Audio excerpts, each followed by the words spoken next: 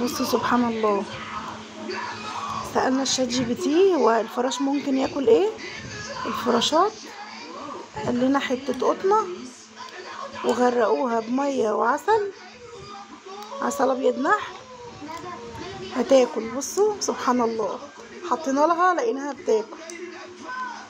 سبحان الله، بصوا ابتدت تفوق. الاول كانت ايه، كانت دايخه كده خالص وما كانتش بتتحرك. بص اول بقى ما بدأت تاكل يا عيني بدأت تتحرك وبتاكل. سبحان الله سبحان الله، شكلها جميل قوي.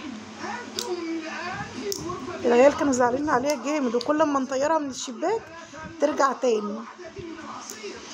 بس شكلها حلو قوي سبحان الله كده. تقريبا كده شبعت، شكلها حلو قوي.